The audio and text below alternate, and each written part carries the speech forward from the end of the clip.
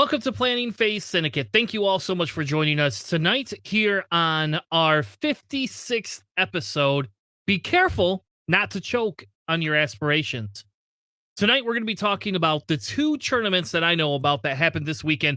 One for the Windy City Trials and the other one for the GSP Sullust Showdown.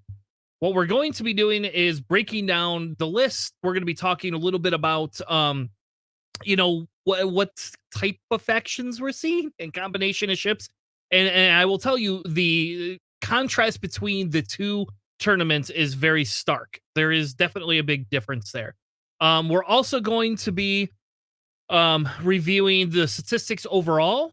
So what I did is I kind of took all of the different games that we've had since the points change in May, and I've added all of those together, and we're going to kind of see how the factions have fleshed out since then. With that being said, let me bring in my co-hosts for tonight. Maybe I'll bring them in. I don't know if I should bring them in. Should I bring them in? I mean, what do you guys think? Should I bring you guys in? I mean, we could go to sleep, but I was gonna say, if you don't, I'm just gonna go drink. I'm gonna go drink and put together my Legos. Like, you want to run the show solo? Rock it out, Captain. Dude, seriously, his Lego Millennium Falcon takes up an entire X-Wing map. Like, that's how huge that sucker is. And I'm not I know. even I was close to actually that was actually my first question that I had for you tonight. So before we get into that, though, let's bring in JJ and Charles. How are you guys doing tonight? Well, I want to Doing start good. by wishing everybody happy Father's Day, both to current and future fathers out there. Hope you guys had a great day today. I know I certainly did have a good day. Got to ride the new Guardians of the Galaxy ride over in Epcot today. How was that? Which I highly recommend. Really good. It reminds me like a blend of Rock and Roller Coaster and Rise of the Resistance, which I don't know if you've done either. But I've done both. Yeah, fantastic ride. The music is top notch. It's really good. Nice. Awesome. Well, that's good. Yep. Happy Father's Day to anybody that is a father out there. Thank you all again for your service raising your children. Hopefully you are raising them in the vein of X-Wing. Mine don't seem to want to pick it up too much.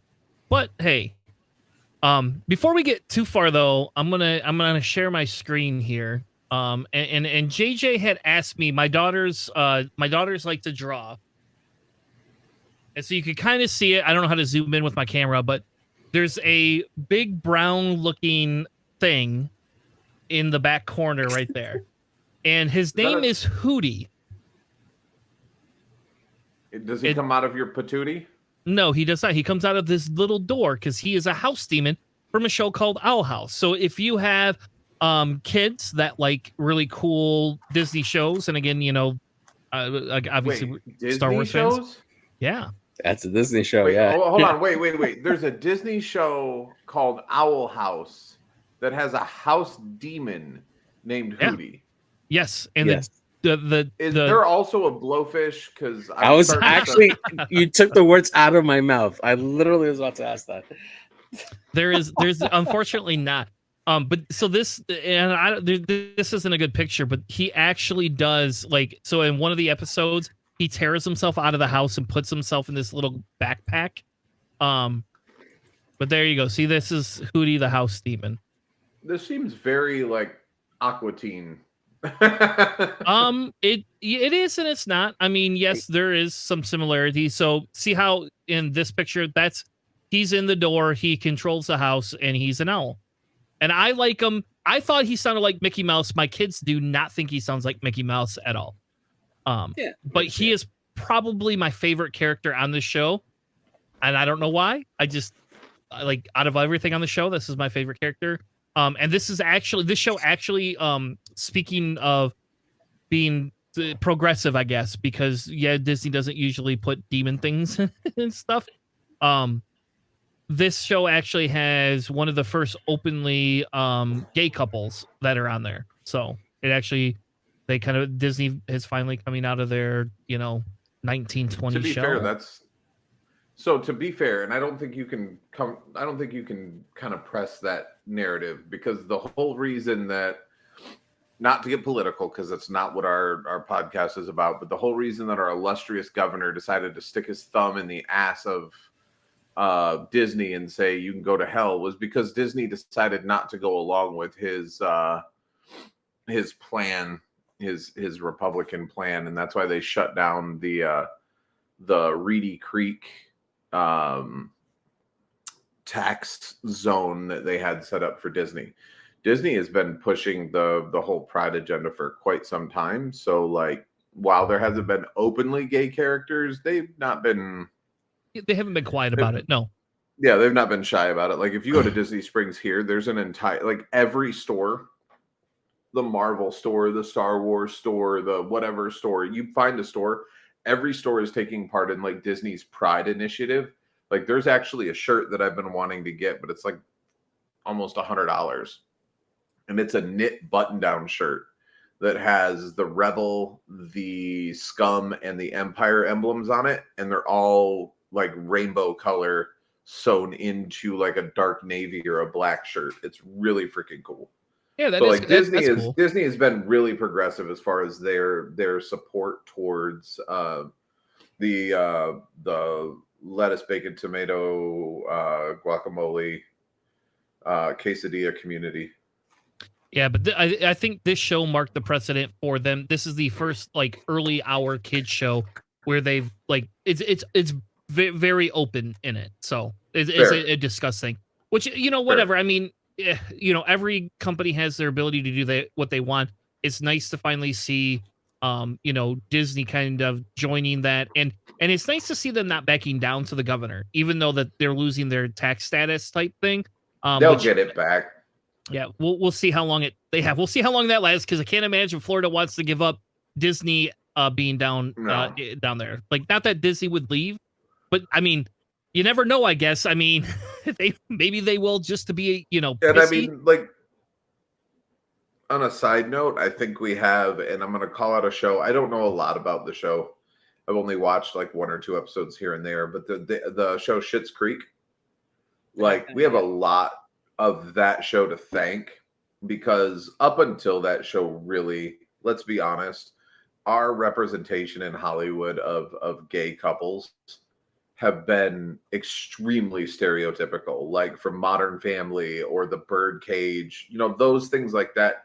They've played on a lot of stereotypes, and Schitt's Creek being able to show just real people, you know what I mean? Like, not being stereotyped, not being anything other than just real people in a relationship, has really helped kind of break that stigma of gay relationships and how flamboyant you have to be in order to be gay. And I don't know. I'm really happy with the world that we live in.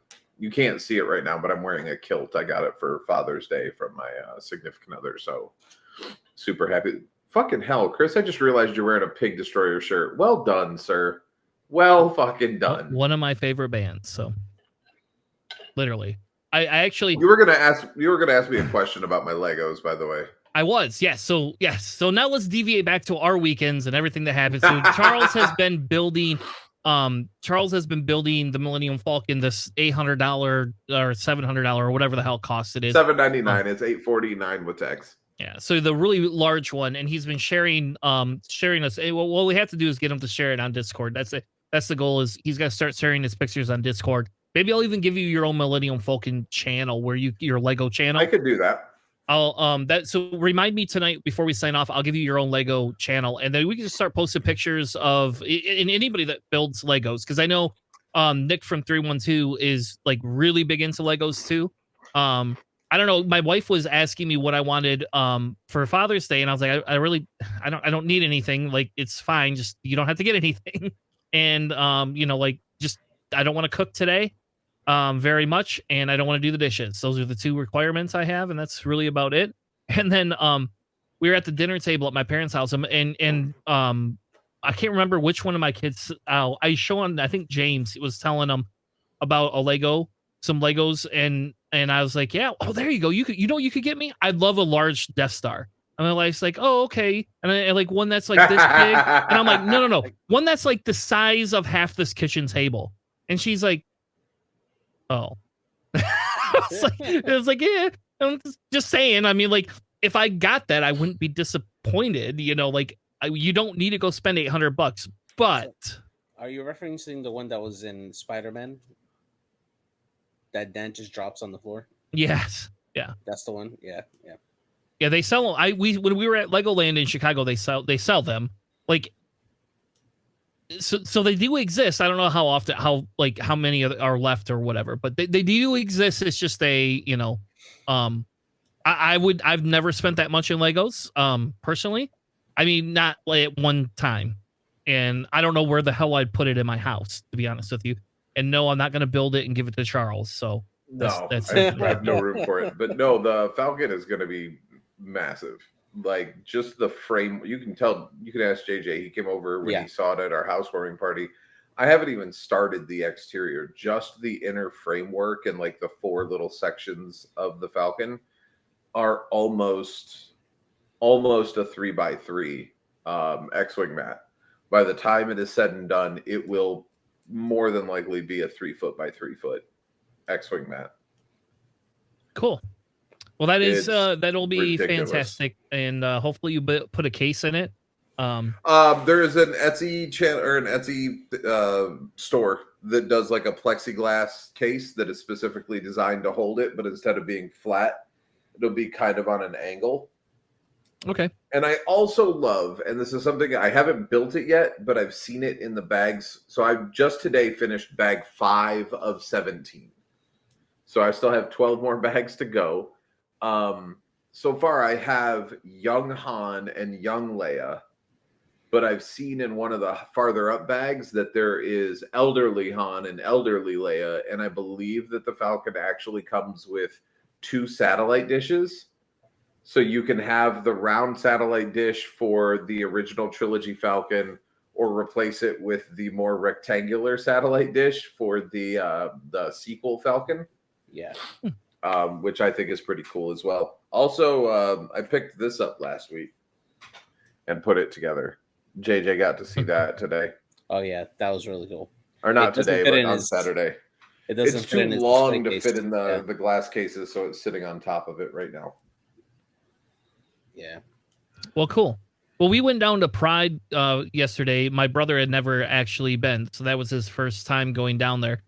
So we took my brother down, saw some of the events, some of the vendor booths, got some expensive ice cream from Matt's friend, and yeah, that was kind of fun. They had a lady I was talking to in line. I was actually telling her about all your Funko Pops, and by the way, I guess like if you need Loki Funko Pops, she has extra. Like she loves Loki so much that they bought like every version that they can get multiple times. So you mean Loki the character, not low key, like as in don't tell anybody she's no. Yeah, the character. They like Loki because Loki's like gender neutral type thing, and is kind of a shapeshifter. So because that's been very prominent, you know, and they were they identified as non-binary. So I don't know, they enjoyed Loki quite well. So I was like, well, I'll tell my buddy Charles. I don't know if Charles needs any more Funko Pops, but if he ever does, I'll get him your number. You know? I mean, I'm pretty solid. I've got almost, with the exception of like convention exclusives and like weird repaint ones of Boba Fett, I have almost all of the normal sized Funko Pops. There is one Boba Fett that's like the 12-inch Boba Fett, the 12-inch tall one. I don't have that one yet, but it's on the Christmas wish list. Awesome. Well, anyway, why don't we talk a little bit Star Wars again? And real quick announcements before we get into the show. If you live in the Orlando area or know somebody and want to go to an event that will be streamed by GSP, so it is not us streaming. We are not streaming. It is GS mother effing P that will be streaming for our show July 9th in Orlando, Florida at FLGS is the name of the store, right? Yep. Which I don't like that they call their store that, but that's fine. Because every time the you use company that bought what used to be Sci-Fi City. That's crazy. But anyway, so if you want to go to a local tournament, we have a bunch of great prizes that we will be giving away depending on how many people we get. And we are really, really, really pushing pushing for it. Also, there is discussions that there is going to be some homemade kits that are going to be coming around. Some store kits. When those go up, we will take all those links and put them in a doc somewhere. And we will also so whoever is selling them, I don't know if they're going to go on cool stuff. I don't know who's going to own that whole process yet, but I do know that they are that people are working to put together store kits since AMG has kind of been MIA in that department. So anyway, so with that being said, let's transition into the official announcement for Worlds. Welcome, Martini, in Texas. They are officially doing Worlds, not this year, like they said they would, but they're doing Worlds at Adepticon. And I'm actually okay with this. And I'm okay with the move for the pure fact that it's in Chicago, so it's right for me. Like, I can get there very quickly. I don't have to pay any travel. It's very, very great. It's not technically in Chicago, is it? I thought it was in Schaumburg. Okay, it's not in Chicago proper. It's in Chicago suburb, but same thing. It's the same thing. Yeah. But yeah, it's exciting to go back to Adepticon. I know that we had a blast when we went there this year. Just glad to see Worlds finally announced over there, and it's going to be busy. It's going to be busier than this year because not only is it going to have X-Wing, it's going to have the Legion World Tournament, and it's going to also have the Armada World Tournament there too. And this year we were fighting for tables. There's quite a lot of gaming going on that time. So yeah, it's going to be a fun time. Yeah, I already looked at. They haven't opened blocks up yet, unfortunately, at that hotel. But I believe there's a couple of hotels that have it, and like so, I have pre-registered at a hotel that allows for cancellation for a room. I have no idea. It's not the place where JJ and I stayed last Oh, time. heck no. We are not going to go back to that place. Nope. Sorry, JJ. I know you really want to. Like that. No. Like as soon as it happened, JJ messaged me like, "Did you see they're going to have Worlds at Adepticon? Can we get rooms at the same place?" He's like, "Can we even see if they have the same room?" No, JJ. I meant in the hotel, like the Adepticon. I'm sure you did, JJ. Wink, wink. Yeah, no, we don't. JJ want, walks into the room distance. and grabs the comforter and takes a deep breath. And I can still smell you on the blanket, Chris. Anyway, so this is super. To me, this is super exciting, right? Like, okay, we're finally getting AMG, doing some sort of actual tournament, right? Like, and what this tells me, in my opinion, and again, I'm just speculating here. But what this tells me is that there is a possibility we could be getting some sort of kit. Now, if it were me and I were AMG and I've been developing these kits, I would 100% figure out a way to make a scenario pack kit with all these different cards and do that. That's just me. So it's too late if AMG has not done that yet because, like, for Christ's sake, there's no way that they're going to get that done. But I feel that there's going to be some kits or something coming out where we'll be able to have some star champs, or they're going to have to announce that they are going to have this like really big qualifier, kind of like what they've done in the past. So I don't know. I'm excited for it. I was a little uptight when they had Adepticon and they were only giving up the top 4 for a Worlds invite because that was a pretty stiff competition, and I don't personally feel I'm good enough to get an invite by making top 4 in a large tournament, but who knows? Maybe I'll get lucky. And at Gen Con, it'll happen. I don't know. I got to start playing again, I guess. Yeah. I know that in the past, at least with the FFG, this is the first time that AMG is actually hosting the Worlds, but typically FFG always had last chance qualifiers like the day before the actual event started, and that would get you an invite to go play in the Worlds tournaments. So hopefully they'll do that this year. I know that they do have quite a lot of people from the 2019 Worlds that never got a chance to redeem their passes because COVID struck right after that. So they'll be coming in to be able to play in this Worlds that's coming up. So yeah.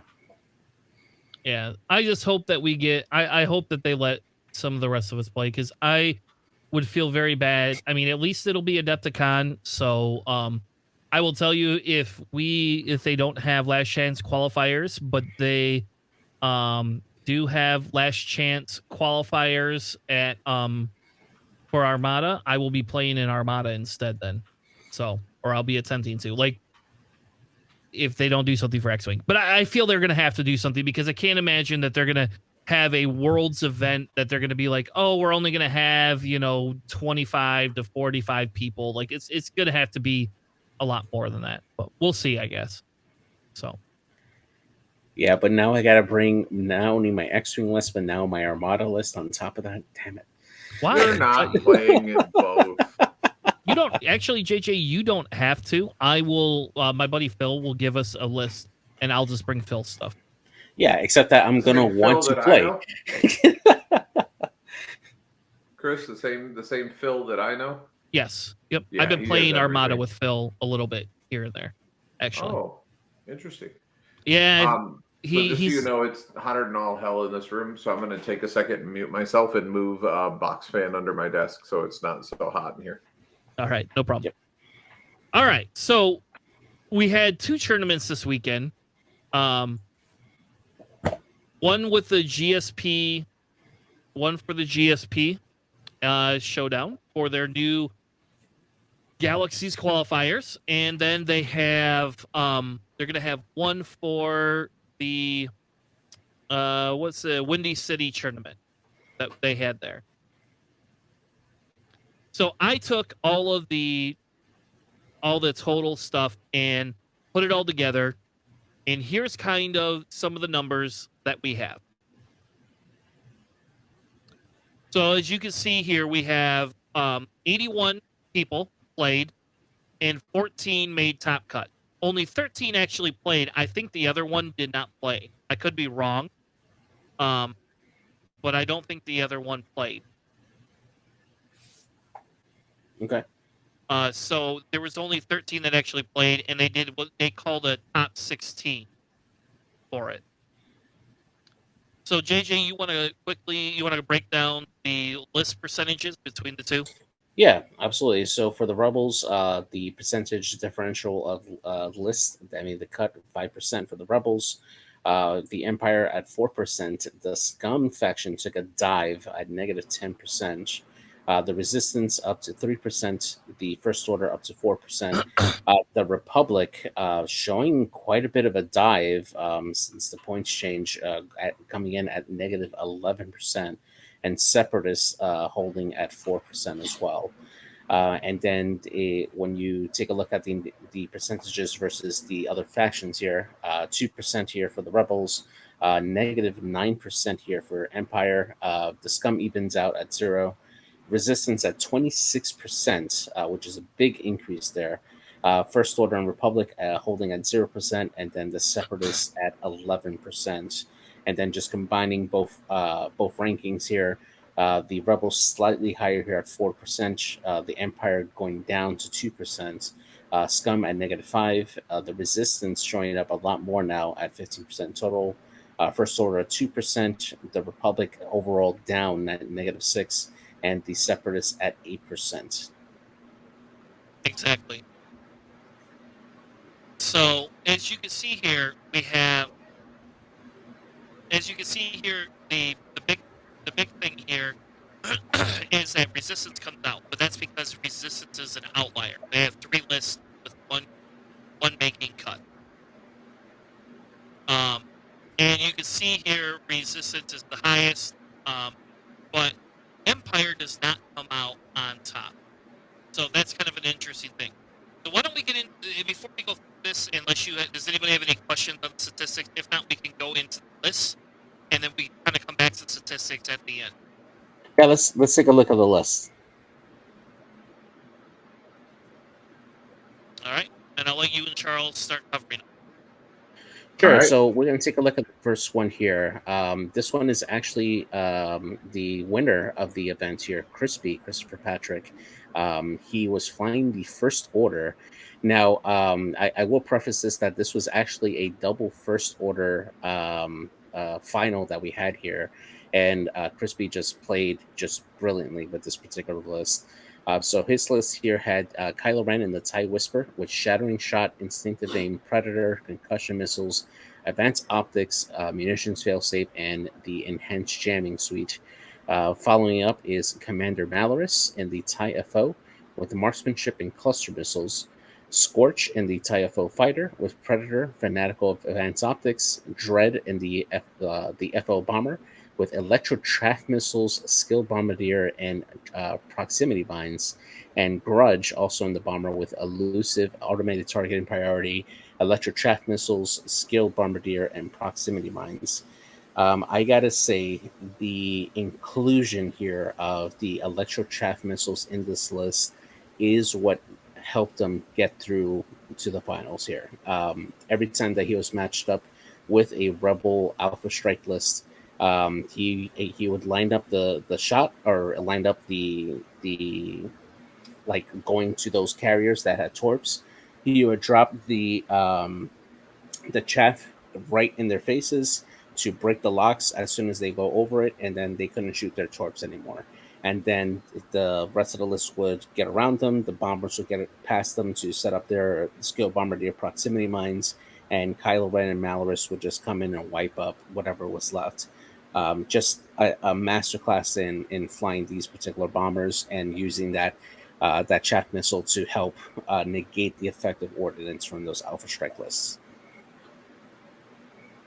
Sounds like a solid list. I mean, I've played Crispy. We know Crispy. He's been on the show before, so I've no doubt in his skill. I will say that I do hold a victory over Crispy. So by proxy, the title is mine. But Crispy, if you showed up to our tournament, we can figure that out. Second place was another first order list.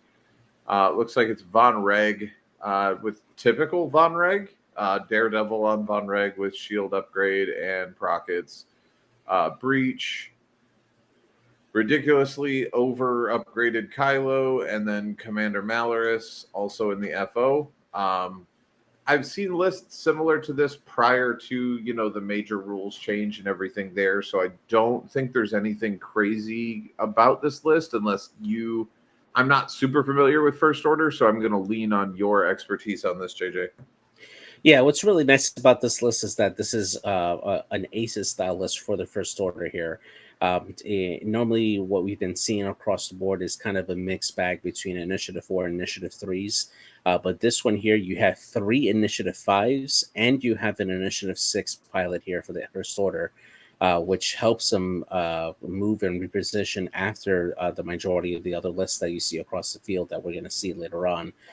So just having that ability to react to your opponents and set up those shots with the proton rockets or the torpedoes and helping to eliminate them at a higher initiative definitely makes for a really good. I would say this leans more into an Alpha Strike type list for the First Order. Fair. You want to take the next one there, JJ? Yeah, sure. Next one here for the top 4 is Sasha Wagner. That's a name we all know and love. Oh yeah, definitely. Flying the Separatist Alliance, definitely representing here. We have General Grievous here in the Belba Lab with Outmaneuver, Impervium Plating, and the Souls One title. Jango Fett in the Fire Spray with Notorious, Count Dooku, Jamming Beam, Proximity Mines, FTC, the Slave One title, and Boba Fett Gunner. Cad Bane making an appearance in the top cut here with Treacherous, Ion Cannon, HLC, the Xanadu Blood title, and Proximity Mines. And then DFS 081 with Discord Missiles, Independent Calculations, and Grappling Struts. I believe he appeared on stream and he did basically like a FO bomber move where he got to get his shot off, kill a ship, boost into position where he can drop his proximity mines on the next turn. Like, that was just brilliant. I love that, seeing that Cad Bane doing that there on the Separatists. Then we have a Galactic Empire list, which, again, I'm not seeing a whole lot here. We got Malice Vader with Juke and Cluster, and a bevy of TIE fighters. Contra Ties can use contraband. I thought that was never mind. The Jingoists can, yeah. They Yeah. have the illicits, yeah. So you got Wampo with Discipline, 2 Contraband Jingoists, and Iden with Ion Cannon and the Precision Ion Engines. Seems like a pretty stock Empire build. I'm not seeing anything here. You're not going over the next one, so don't look so smug because it's the only scum list I see, and I'm taking it from you. Because this is a very interesting. So for those of you who don't know, I had a housewarming party this weekend. As part of that housewarming party, JJ and I came and squared off, and it was JJ's dual fire spray with Kanan list versus my scum beef, which it was a very close match until it wasn't. And then, but if we look at this next list for Jorge or George, sorry, whichever the case may be, I apologize if I murdered your name. It's like a mixture of both of ours because he's running Trick Shot Han with Maul, Agile Gunner, engine upgrade in the Falcon, which is good, but I'd really like to see Kira on there instead of Maul, but I get it. The Force it gives you the ability to fly a little more aggressively. Yeah. Kath Scarlet, not necessarily somebody I would have stuck in there because she really, at least in my experience, unless things have changed, the last time I flew Kath Scarlet, she does really good. Kind of like Rebel Chewie, when you have a bunch of ships that you can just kind of throw in the way and let them blow up. Yeah, absolutely. Because of her ability there. But she's running Elusive, which the only problem I have with Elusive, it gives you good, but the only red maneuvers that the fire spray has are the what is it, two talons? The 2 talon and the K-turn? Yeah. Yeah, that's it. So but it does give you that ability to use at least once per game if you're not going to do the red maneuvers. Electrotrap missiles, we've already kind of covered how important those are to shut down range 1 power plays. Ahsoka, again, here, I don't see her ability being used a whole lot, but she is one of the cheaper Force carriers. Marauder, which is wonderful, and Veteran Tail Gunner, which is amazing. And then Eamon with electrochaff missiles, delayed fuses on Drosto with the Blazer Bomb, which delayed fuses on a Blazer Bomb is just a wonderful thing. And then the Child, which the more I look at the Child, the more it seems to just be hate in a Force carrier, right? Because you recharge Force when you take damage. You don't get 1 for each damage you take, so it's not overpowered. But it's still built like that. And I like 2 medium bases and 1 big base. And the Trick Shot Han Solo with Maul and everybody, that's a pretty solid list. I'd like to see how he flew this and see how he manages the different size bases. Yeah, and just thinking of like a Calf Scarlet, like at first, like I was like really trying to figure out like why you would take Calf Scarlet in this particular list, because you're right, Calf Scarlet needs those generics in order for her to be very effective. But just taking a look at all the other fire sprays, right? Because the only one that's not a 7-point fire spray is Boba, since he comes in at 9, and just taking a look at all the other options. Everything else is going to be at initiative 3 or lower. So if you want to initiative match with Iman, it has to be Calf, which helps you get more maneuvers and help you like position better. And you just basically ignore the ability and just go for whatever you equipped on her. So I very solid. And congrats on making that top 8 with that list. Really nice. I was gonna say he's the only scum that make top 8, right? I think so. Just from a quick look down. I mean, he's the only scum in top 16. Yeah, that from what I could see so far. So, yeah, way to represent the brand. Absolutely, man. So the next one here is a Galactic Empire list here by Richard Auden. He has a TIE Fighter Swarm, which is again we're seeing this here making a big splash again with all these named pilots on here. Howlrunner with Crackshot Swarm Tactics, Iden with Crackshot Disciplined and Precision Ion Engines, Gideon Hask also with Disciplined, Crackshot, and Precision Ion Engines, Baller Mythil with Crackshot and Jammy Beam, Wampa with Disciplined, and Scourge Skatu with Crackshot, and then the ISB Jingoist with Contraband Cybernetics. I gotta say, Precision Ion Engines, the more I play with it, the more I'm liking um, like that particular upgrade, right? Because you get the option to change your K turn into that sloop maneuver, which helps you kind of get around or react, especially if you're at a higher initiative, react to the other party to see if they're trying to block you and change the direction of how you're turning around. So really, really good like upgrade there for the TIE fighters. Yeah. Can I jump on a soapbox for a second? Yeah. If you're running named TIE fighters, you shouldn't be able to fit 7 in a list.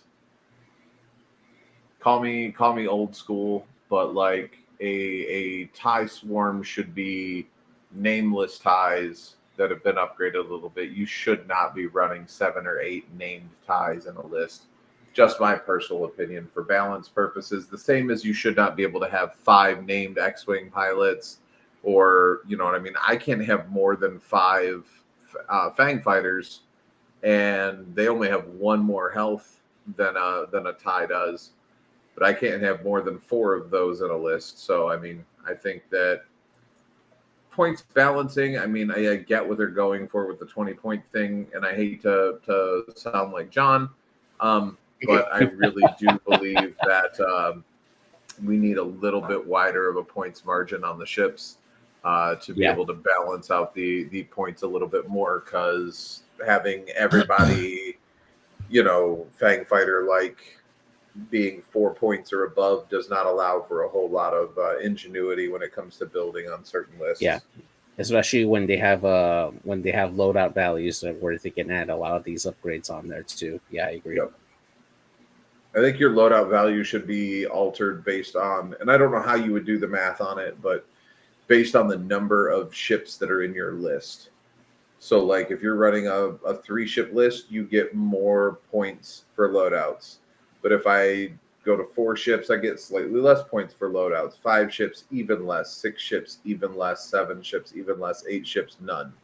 If you're going to put 8 bodies on the board, you maybe get 1 upgrade per ship and no more than maybe 2 or 3 points.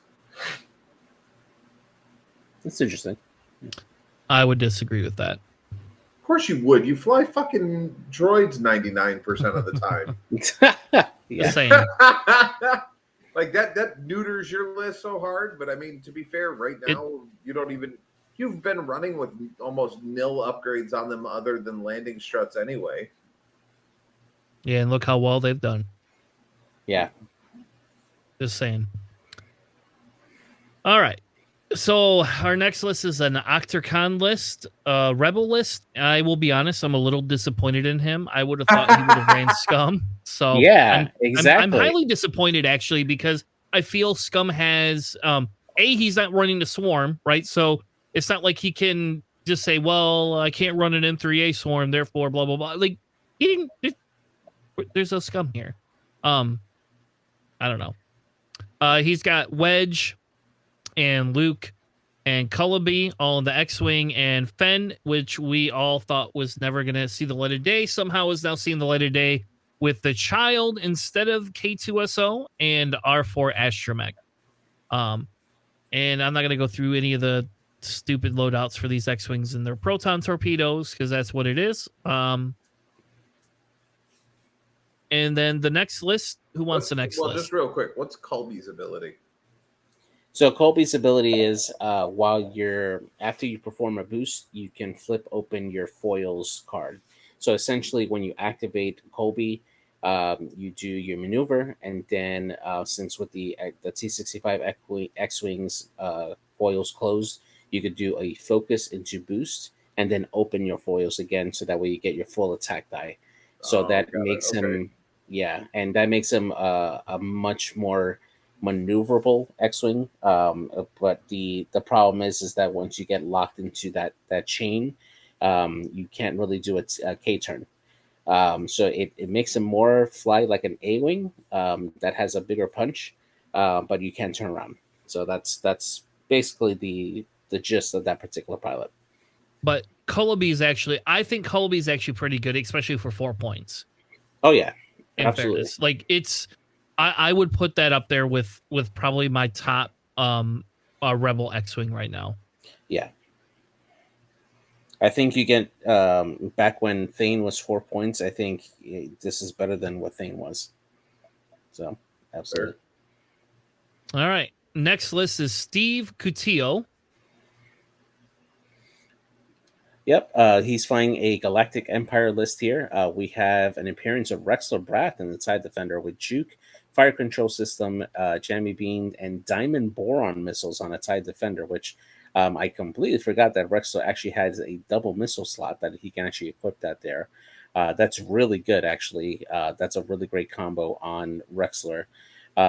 We have the TIE X1 Vader with Hate, Elusive, and Pattern Analyzer with Afterburners, and then 2 ISB Jingoists, one with Cloaking Device, which is interesting, and Contraband Cybernetics, and then Wampa with Disciplined. That's a really interesting take on this particular archetype. Especially now that you're not able to you're not allowed to be cloaked and pick up a crate anymore. Yeah. Yeah. I will say, so essentially he dropped down to Vader X1 from Vader Defender to get the extra tie. That's all that is. Because I've ran the 2 ISB Jingoists, and actually I have ran the Cloaking Device version. I hated it. I did not. It doesn't fit my play style. I personally didn't like it. So yeah. All right. Next is top 16. Charles, you want to take one? Why do I keep getting the first order? Kylo. Then pick a different one. Malice and Proton Torps. That's good. Breach in the Bomber, Nightfall in the Whisper, and Malorus in the Z-Class Shuttle. What is Biohexacrypt codes? That's an upgrade I don't get to use as a scum player. So Biohexacrypt codes is a tech upgrade card that allows you to either jam or coordinate a ship that you have a target lock on, ignoring the range, right? So normally a jam, you would have to be either in bullseye at range 2, or at range 1. For this one, as long as you have a target lock on the ship, you can jam them, ignoring range. Or in this case, with this list, you can actually coordinate them even beyond range 2, which is fantastic. If you have a fast ship that needs that extra push with a coordinate. Right on. Yep. So if you for example, I didn't see this guy fly, but I would assume, for example, he would be coordinating, locking Breach and coordinating, so Breach could be focus and either focus or evade and target lock at the same time when it needs to. That's a unique bomber. A unique bomber without any bombs. Yeah, and feedback ping on top of that, right? Yeah. The only thing I could think of is the sensor buoy suite, which allows you to grab free locks at the start of the engagement.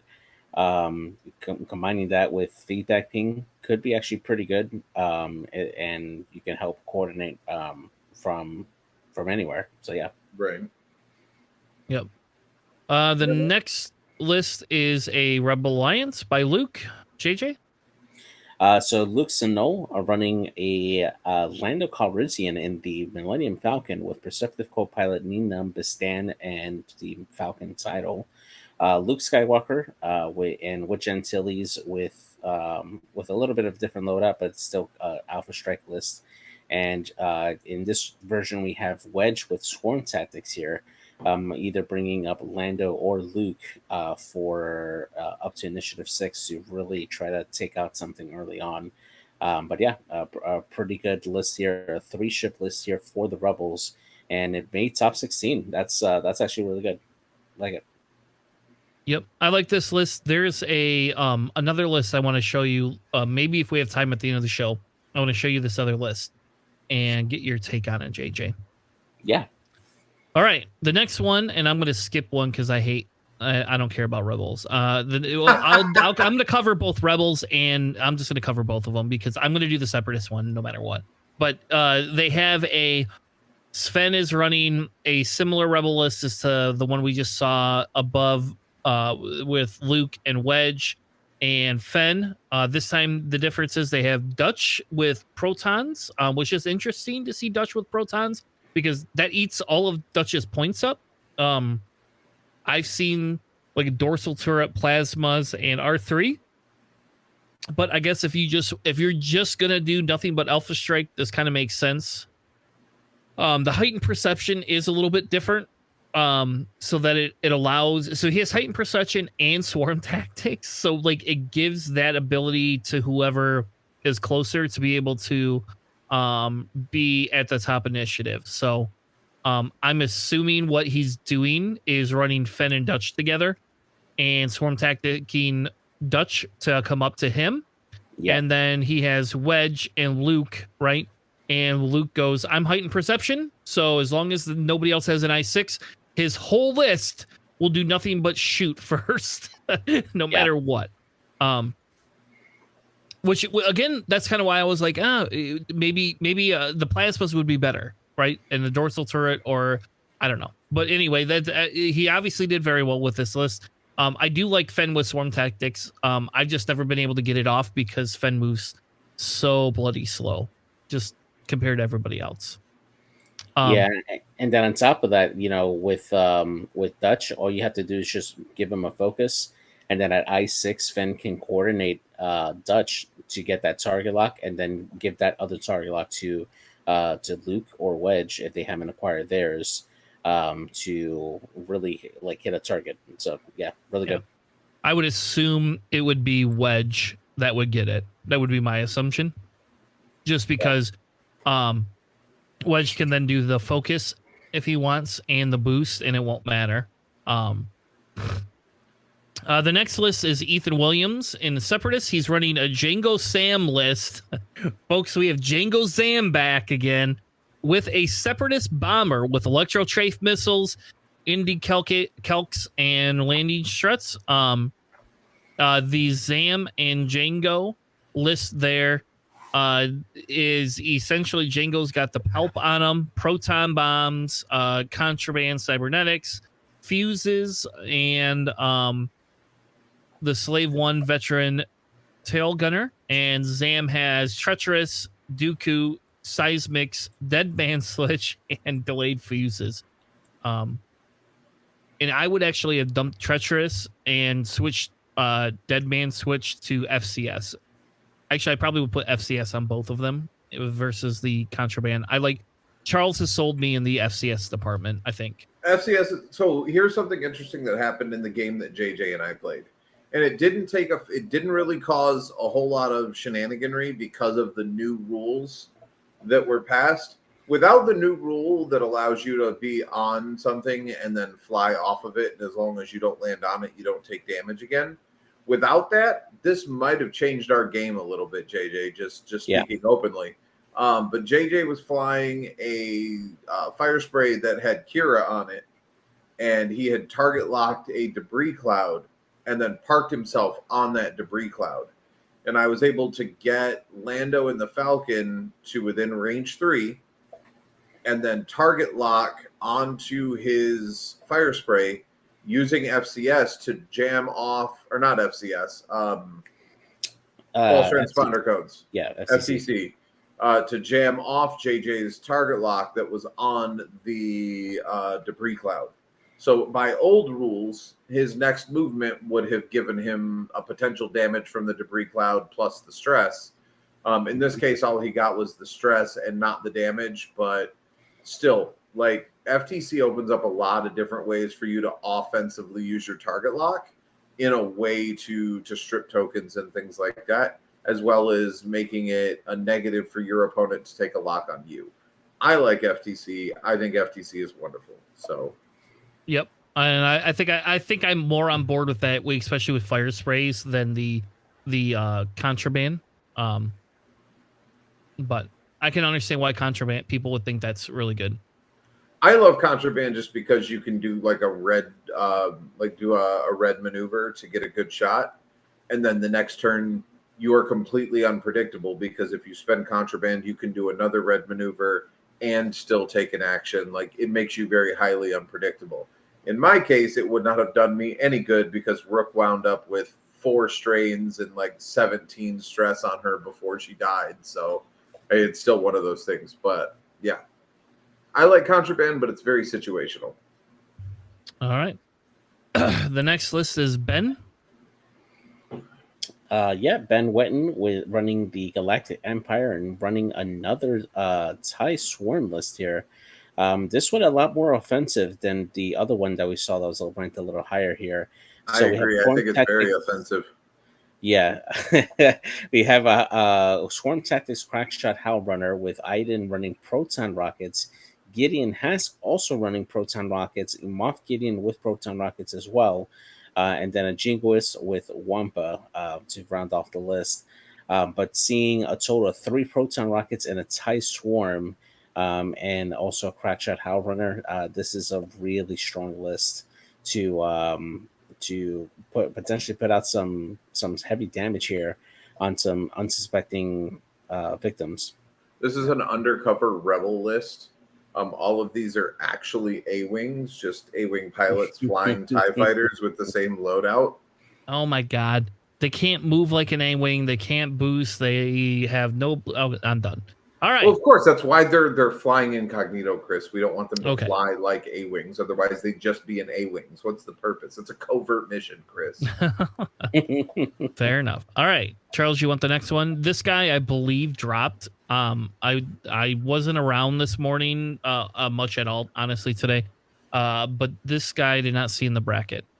I think this is the only instance of the Resistance Y-Wing which dominated the meta at a certain point. We saw them everywhere when they first dropped, and they've kind of fallen off. But seeing Poe Dameron in the T-70, Zori Bliss in the NR2 Y-Wing, Kazuto in the Fireball, I have a weak spot for him. Those ships are terrible, but God dang it, I love when I see someone flying Kazuta. And then Kovanel in the Resistance Transport. That's a pretty basic build for Kova. Kaz is on point for what he should do. Zori doesn't seem really out there other than the wartime loadout, which I'm happy to see kind of being able to be seen. And then Poe is just static. Yeah. Poe's got swarm tactics. That's a little bit different. We've not seen that before. Yeah, but outside of that, that is just a regular Poe. All right. So before let's do this before we move into the next tournament, right? Let's do reflections on this. So the first reflection, I would say Charles hates TIE swarms and thinks they should be banned. No, don't do that. I didn't say they should be banned, and I don't hate them. I dislike them. I've disliked them since 1.0 because they're a pain in the ass. They're worse than droid swarms, except for the fact that droid swarms could stop on rocks.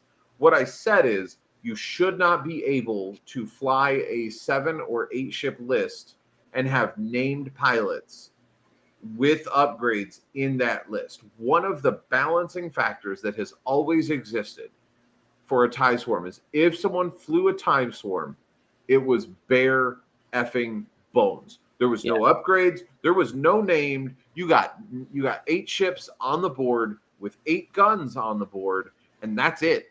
You didn't get a full bevy of upgrades. You didn't get a full bevy of pilot abilities. Everything was I-1, no upgrades, no abilities. It was just your piloting skill versus mine. I don't think if you're going to run like Ben's list, you shouldn't have Howl Runner, Mauler, Iden, Gideon, Moff Gideon, and Wampa, and then throw in one generic with a full bevy of upgrades and everything in there. You shouldn't have a 7-ship swarm that has that many upgrades. And I understand you disagree as a separatist player. Swarms are your bread and butter. Swarms are what you go to. But if I'm flying 8 ships, they all shouldn't have upgrades. There was a balancing mechanism that gave somebody the ability to balance the TIE swarm. In 1.0, if I could fly 8 TIEs with a full upgrade CAD, there wasn't anybody that could touch it. Well, here we obviously see that they can touch it. I will agree with you a little bit that this TIE swarm that are creeping up with the 8 to 10 point loadout points, I do kind of agree that that's where's like I don't mind the name ties. In fairness, what's more bothering is when you start, like you said, the loadout piece, and then being able to take quite a bit of stuff like prockets on a TIE fighter that just says, "Oh, I don't care if I'm going to die next turn." It's a little bit more powerful than a Discord missile. Let's just be honest. You know, I definitely agree. And so I'm in agreement with you, Charles, in the piece that I don't know if I think TIEs should be able to carry a million things like that. And let's piggy off your point where you limit the loadout points based on the ship count, right? Instead of doing that, you could always give different loadout styles, right? So if let's say Iden, and maybe this accomplishes the same thing, but if Iden is running with 5 or more TIEs or 5 or more ships, we'll just say 5 or more ships, Iden loses the missile slot, right? Or Iden loses this slot. Could probably still keep the same loadouts, because what are you going to do? Put a shield upgrade on her? I mean, I guess, but that's not really that big a deal. From a Scum player, right? What does Scum rely on? We rely on our upgrades, right? We rely on our ability to scum shit up, to have upgrade combinations that break the game a little bit, and you have to adapt to it. When I wanted a 6-ship Scum list, I wanted 3 Fangs, 2 M3As, and a Mining Guild tie. There was enough room points-wise for a tractor beam. And that was it. For 6 ships, that was it. It was just 1 tractor beam. There was not enough points for anything else. Now, I can't fly that list in accordance with the 20 points because there's just not enough room. But, I mean, in the Yavin, the Battle of Yavin, if I could have, an extra, few points to be able to fly that list, I would be able to have 3 Fangs with full upload capability, 2 M3As that could be loaded out, and a Mining Guild tie that could be loaded out. That vastly changes the survivability of that list. Yeah. And it did well without all of that. It's only going to do better when you add all of that stuff to it.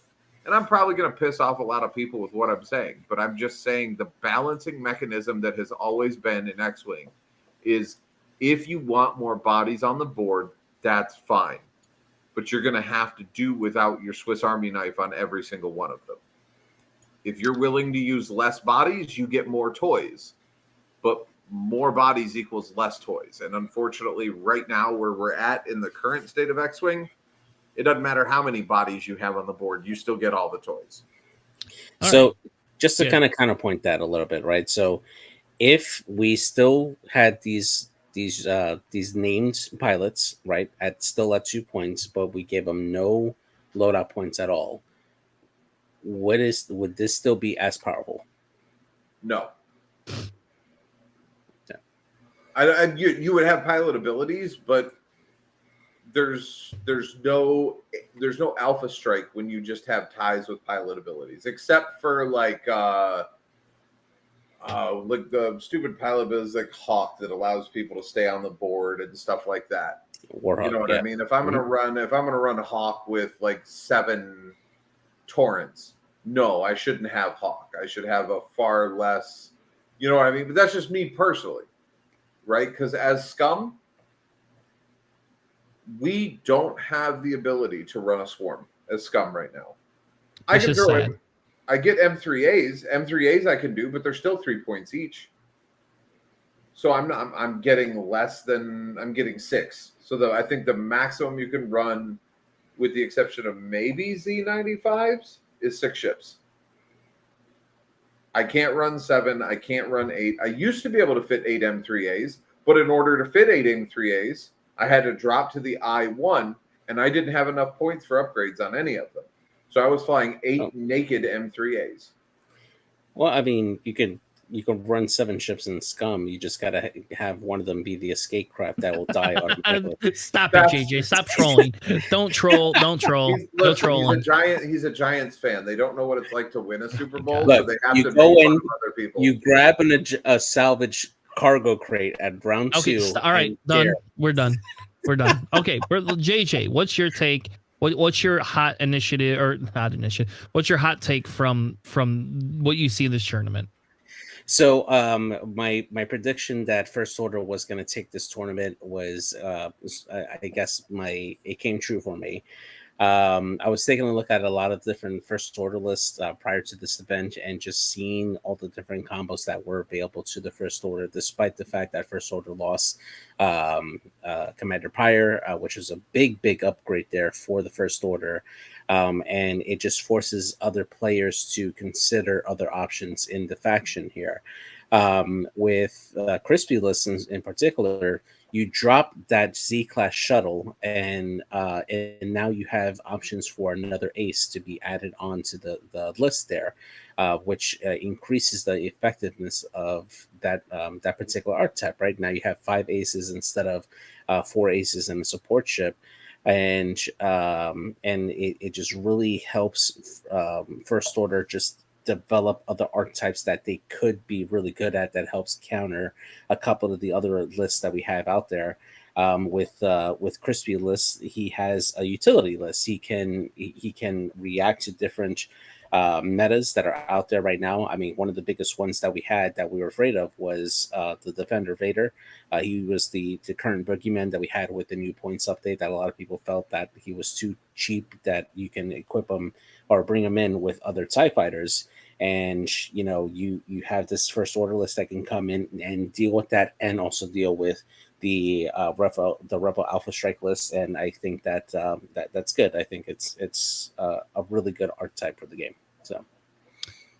So you kind of stole mine a little bit. Mine was, guess how many Vader Defenders you saw in Top Cut? Yep. Well, at least one. Yeah. Which we're going to see something different here in a second, but and to me, this shows that Vader Defender, yes, maybe we could tweak it a little bit, but in reality, it's not such an overpowering thing that that we have to see. And did anybody look at how many defenders there were? No, I haven't, but I'll pull up that stat while you're all right. going. 8, and one of them was Rexler. Oh, 2 of them were Rexler. Nice. And one of them is Dobbs. Nice. 3. So out of 8, 50% of the field was not the Vader Defender. So that's fair. Just saying, it's not as boogeyman-ish as what people want to make it out to be. All right. So shall we go? Let's go on to the next tournament, because that'll be pretty easy to deal with, I think. Right? Yeah. The next one is the 312 Windy Cities trial. There was 20 people here total this weekend. There's 20 people total this weekend.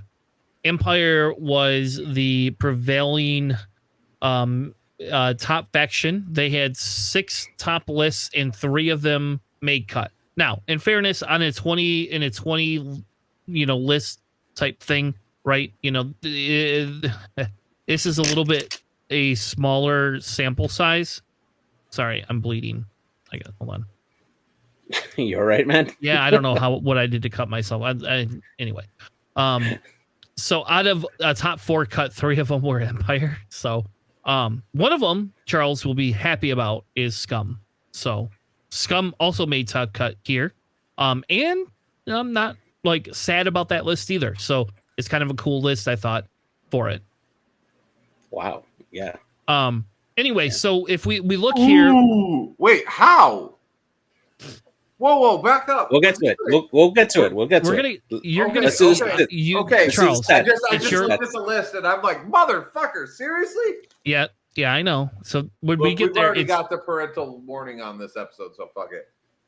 Do we? I didn't know we did. Okay, good to know.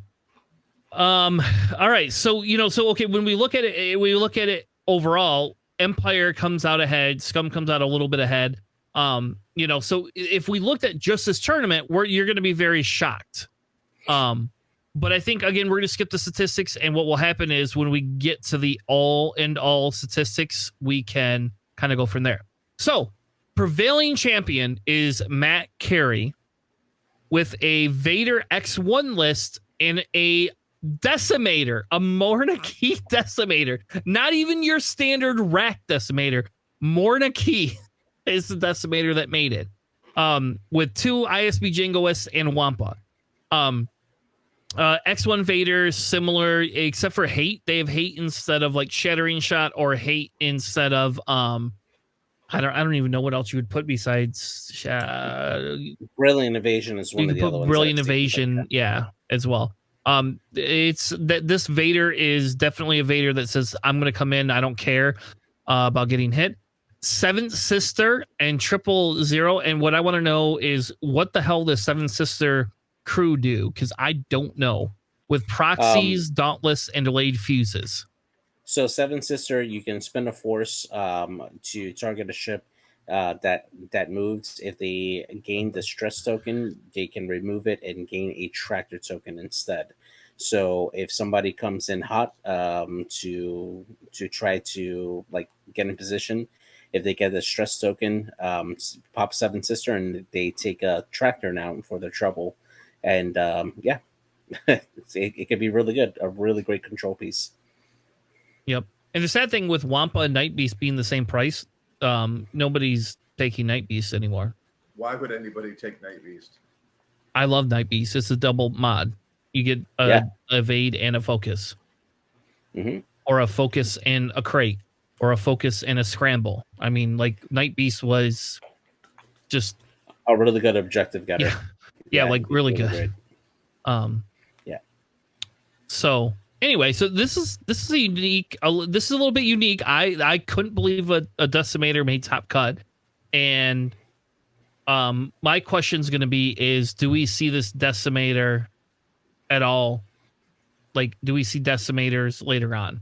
Yeah, I don't know. I think so. I think that just something behind the curtain. I was recently in a list building meeting recently.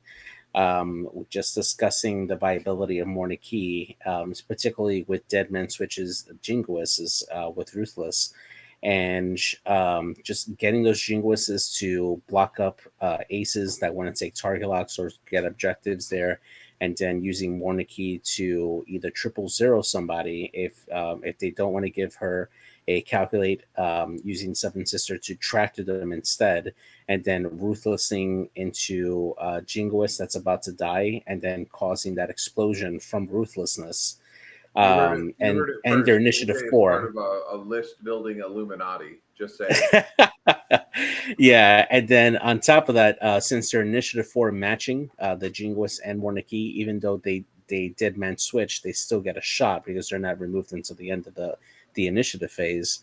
There's a lot that you can do with this particular list to just help suppress the center of the board, and then just Defender Vader coming in from a flank and just really punishing and taking care of the rest of the list. So I have a real quick question. It's not, first off, that's not Defender Vader. That's X1. No, X1 Vader. Yeah. X1, don't scare people. You're gonna scare people. So the first question I have is with Morna Key, can you take your reinforce, right? And because the reinforce you get to flip to the other side, that's how you keep it. You just flip it back and forth. Yeah. So if you flip it to the front, and then your next turn you take a second reinforce, do you get to flip both of them, or do you only get to flip one? One. Yeah, just one. But you could technically reinforce front and back every turn. Yeah, or just never take them on. Or do double front. So if somebody shoots at you from the front with like a proton torpedo, that's 2 automatic evades. All right, I like it. I like it, actually. I like it.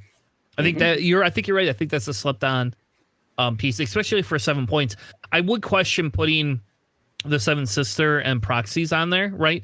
Like I think there's other loadouts I would be putting in there over that.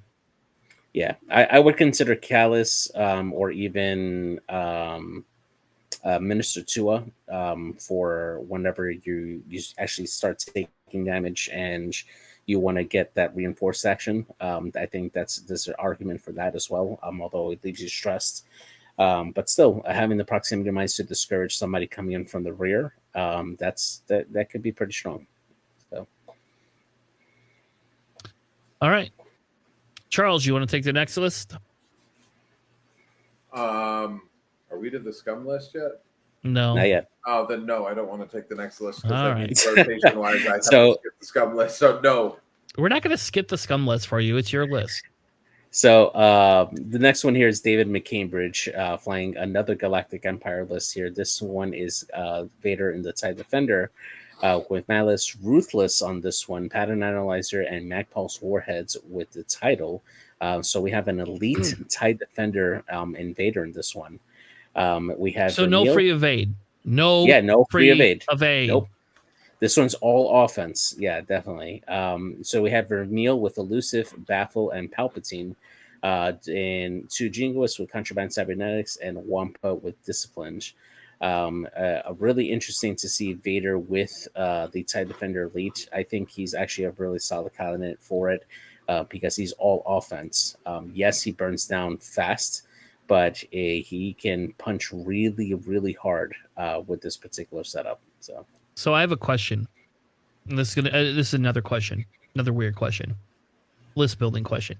Think about it this way: if like we had talked about the TIE Defender Elite title being shit, what if it was -1? Oh, so now we're pulling what they did with the Star Viper in 1.0, where we're giving negative points to make it a little better. But I hope you mean it's -1 loadout, right? No, no, -1 point, and it's a 1 pip. We created 1 pip. You get -1 point. I now can take So you would make Vader 8-point TIE Defender. No. then. I actually I think you actually should move Vader to 10 points, and if you take the Defender Elite title, it could be 9 points. That's my opinion. That's personal opinion. Would be that. Like, I feel Vader Defender probably should go up 1 point. And I think we'll see that happen. Even though he's not really this boogeyman that people are worried about. If they did that, Vader would be the only person who would be allowed to have that title. No. You know why, right? I know why, and I'm gonna. Right. I think that it should 100% happen. Give me 3 TIE Defenders back, baby. Give it to me. I'll stop running swarms. I promise. I'll stop running swarms. All right, let's move on. Sam Sosakin was the next one, and he is running a Vader Defender with standard loadout and Major Vermeil with Seven Sister Captain Hark, which I thought was pretty cool to see. We had not seen that before. Hark do? JJ? I'll have to put that up there, actually. Oh, snap! On that one. The upgrade encyclopedia had to look something up. It's the one that gives you the focus. It's the red focus, I believe. Ion Deceptive Copilot? No, that gives you 2 focuses for white. Can you imagine? You could actually put Perceptive Copilot on Vermeil. So it's after you fully execute a red maneuver, you can spend a charge on the card to get a focus token. So that's pretty good. Yeah, it's actually like for 2. I think it's 2 points, 2 or 3 points. 3. Yeah, 3 points. Mm-hmm. Yeah, in my opinion, that's and I like seeing it. It's a unique thing. And then he's running 2 Jingoists with overtune modulators. For whatever reason, we're going to put overtune modulators on these things. And Wampa. Naked Wampa. I don't understand why Wampa was naked, but I'm sure that's just a mistake in their TTT. I can't imagine he didn't have something to Wampa. But yeah. All right, Charles. Yes. So was this, You're next. This was an expanded tournament? Yes, this was. Yeah, this was extended. Yeah. Okay. So I was thrown off. I'm so used to just being like, Scum gets like 7 chips and then fuck them. So Han Solo with Kira, trick shot, which is normal. Agile Gunner, which is a little, I've been hearing a lot about it, but the way I fly the Falcon, it kind of circles the outside like the Jumpmaster. So I don't see a lot of need for Agile, but sure. And then Savaggio Press, which for me is just a force carrier. I don't use a lot of the force carrier's abilities because they're just force carriers. What does Savage do off the top of your head, JJ? Do you know? You can spend a force to choose another friendly ship that gain distress and give them a focus. Fair. It's like a free cord. It's a focus coordinate, essentially what it is. Mm-hmm. All right, which is good then, if you need to. Let's get this other one out of the way real quick. So Bosk with the Houndstooth, which is fucking stupid. Why? Other than for the lulz, because it's free. Yeah. Overtune modulators, Greedo, Zam, 000, Jamming Beam, Notorious, blah, blah, blah. Same old bullshit on Bosk. Yay for Bosk. Ketsu Ono, which... Oh, I love Ketsu. I ran a Ketsu Asajj list in 1.0 that was just fucking stupid. Fearless Ketsu. Ketsu is the tractor beam one, right? Yep. Yes. Yep.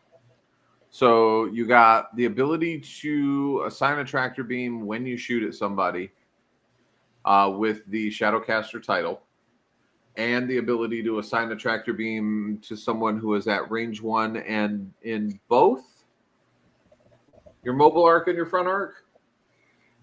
Yes. Yeah, it has to be in both. Yeah, you're right. So you're basically making her a jousting ship. You're not going to rotate because you need to keep that. So this kind of locks your front. But Contraband gives you the ability to do a 5K 2 turns in a row, which is a pretty huge maneuver for a big base ship. God, I love the Lancer class. Can we get that in Black Box, please? Can we just 100%. Re-release all of the scum ships in Black Box, please? No, just that one of the Star Viper. That one and the Mist Hunter. Nah. I want the Mist Hunter to be good.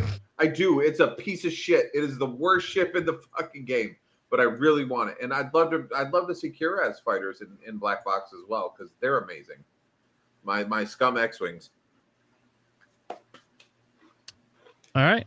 I love it. I love this. I love the 3 big base. JJ knows it's a pain in the ass to fly against because that's a lot of ass to get around. And that's a lot of red dice too. Yep, all right. Absolutely. So what we're going to do is we're going to kind of go back into, so let's look at on a recap piece, right? So real quick, these are kind of the numbers, right, for the 4 tournaments. So we see Rebel shows up very well minus the Windy City. Empire shows up pretty decent for GSP. Scum did good, but then kind of like has tapered off.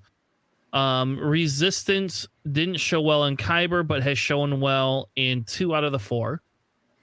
Republic, it feels like it's taken a bath, and I think we could get into that in a minute because there's a lot of people that want to argue with me that Republic was nerfed too hard. I disagree.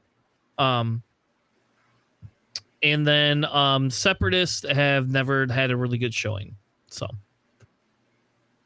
So now if we go ahead. Yeah, go ahead. Yeah, I was going to say, like, one of the things I'm interested in with the statistics is if the availability of ships made an impact on what people were flying in the Windy City tournament versus like online on TTS, right? Like just having access to those particular ships with upgrades on top of that, making them more available to like more players than, versus what you have access to everything on TTT. Yeah, I don't know. So yes, that's probably a fair analysis, but there was only 20 players. I'm pretty sure, if somebody had asked, somebody could have borrowed something, right? It's kind of like if you had made tournament extended. I agree. You the 2 of you could just have brought everything needed. Yeah. Actually, I should charge you. Why is it not extended?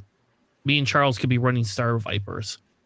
I mean, come on, man. You fucked Charles over. Is it too late to trade? Is it too late to change the tournament settings? Yes, it is.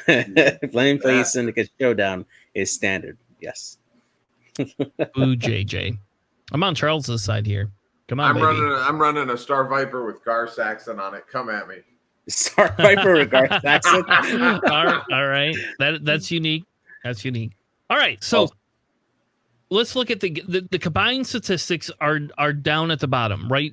So what I did is I said, okay, well, let's look at the total lists, and then let's kind of look at our different percentages, and then kind of compare, right? Because, and I think this is important because the Windy City shifts towards Empire, right? And before we've been and Scum, and before we'd been saying, well, Scum is not viable, and Empire is going to dominate everything, blah blah blah blah, and we're seeing no resistance, which I think is still true. Actually, resistance still isn't showing up to do a damn thing. But anyway, so we had 381 lists, and 68 of them make top cut, right? And this is a little bit skewed because top cut's not a set amount of players, right? It's all 4-1s right now, or 5-1s, or better. So there's you're going to get a variance. That's going to happen a little bit with the total number of ships and players. Essentially, what we're seeing is 18% of lists get into top cut. So essentially, for the most part, you're seeing, if you go to a tournament, on average, you have an 18% chance of being in top cut. Now, I don't know what that was before.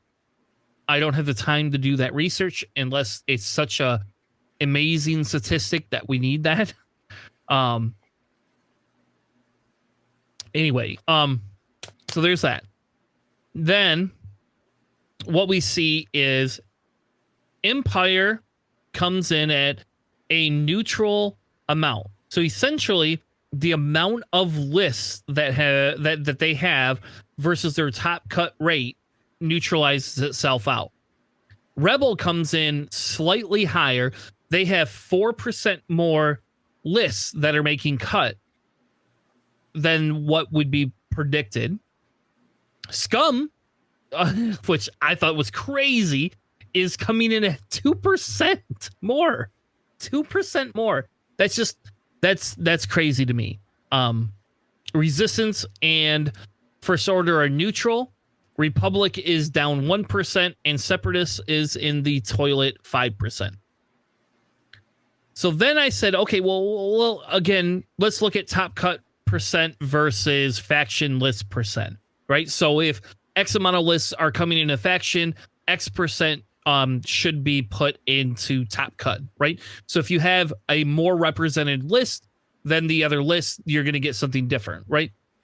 So Rebel comes in at -2%, which means it's overrepresented and underperforming in this section. Empire is 1%. Scum comes in at 0%. Resistance comes in at 7%.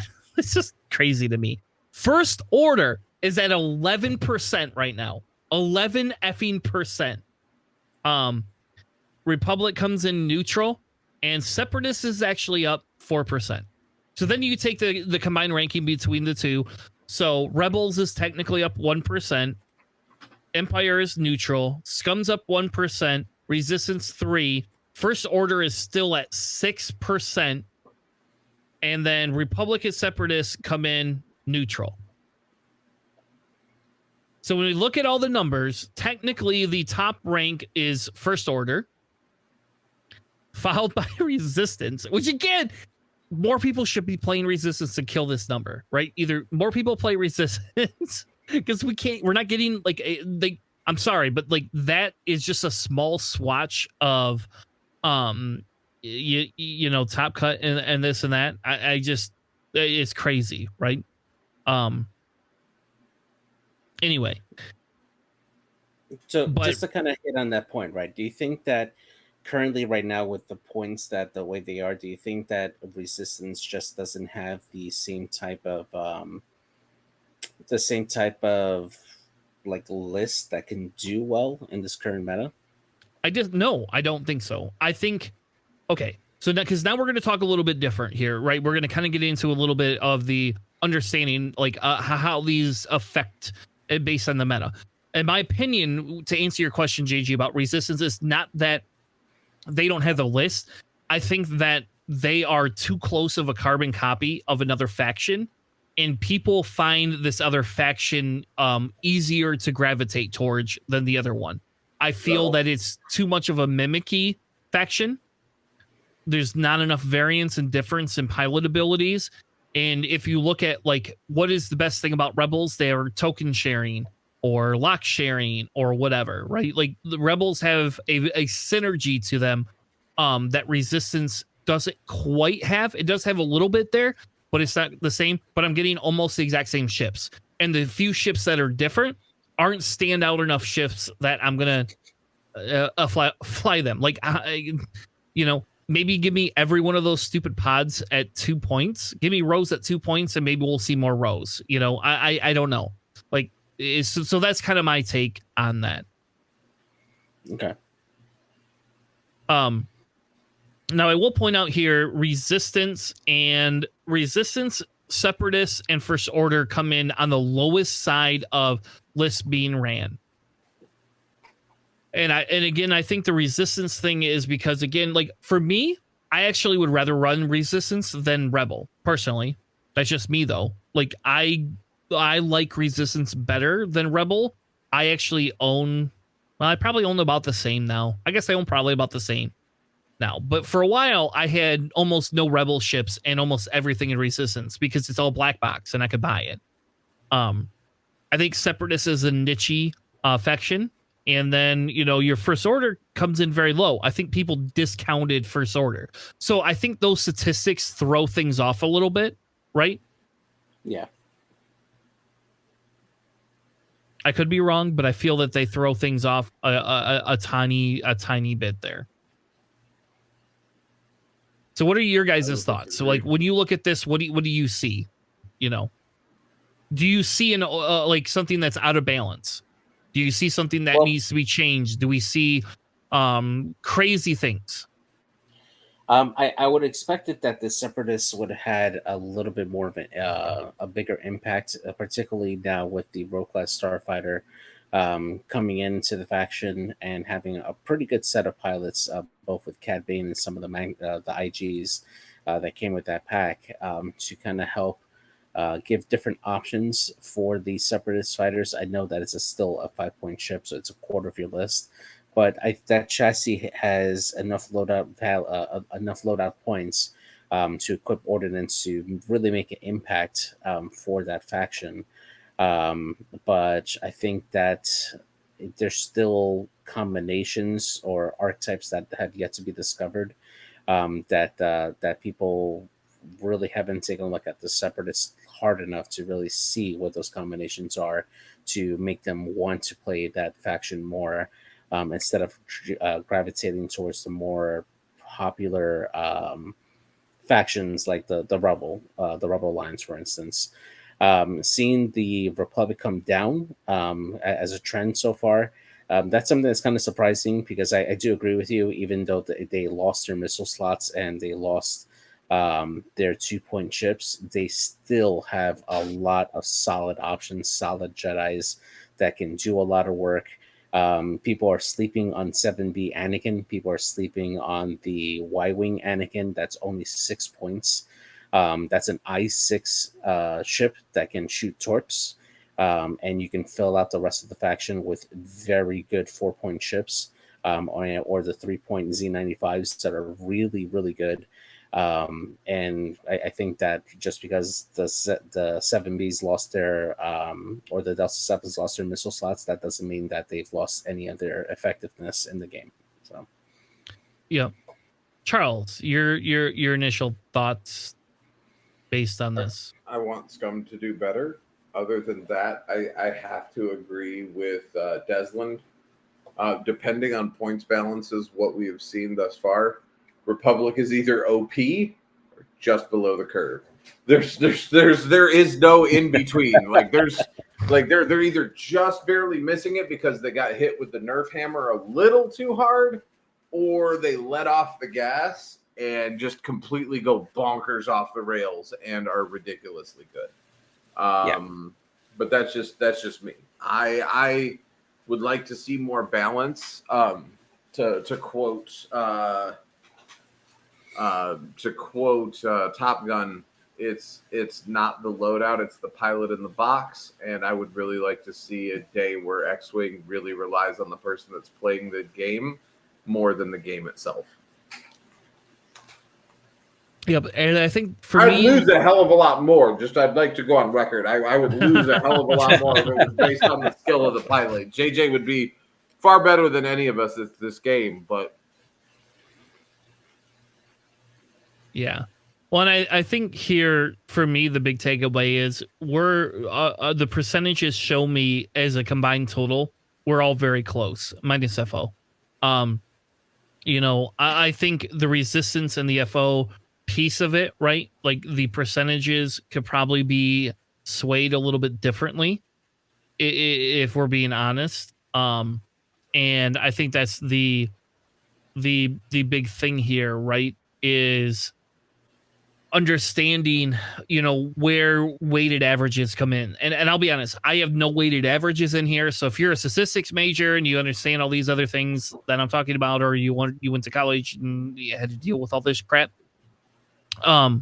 like there is some nuance here that we could probably flesh out differently. I'll be honest, I do this for free. I enjoy statistics, but I do this for free. Our podcast doesn't make enough to even pay an income, so we don't make anything really, but I don't know if it's worth going into weighted averages. Again, I would argue that if you are in, or people in the community that are working on collaborating, invite me if you want to have a conversation about statistics. I will happily work with them, work on weighted averages, do all these other things, and help put a project together where we could actually analyze and understand the way the meta shifts and different things like that. And I think Bohan was really good at what he did when he had his point structure.